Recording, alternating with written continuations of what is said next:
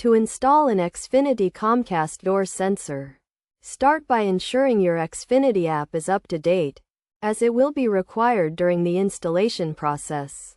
Before beginning, note that the door sensor must be paired with the Xfinity app to function. The installation process involves a few easy steps. First, attach the door sensor to its magnet, which will cause the app to read closed. Then separate them so the app can read open.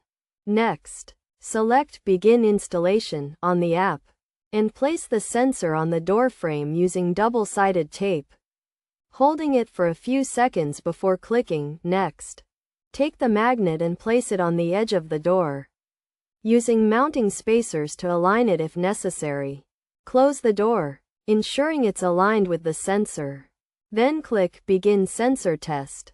Open and close the door to test the sensor. After a few minutes, click Continue and input your name and location when prompted.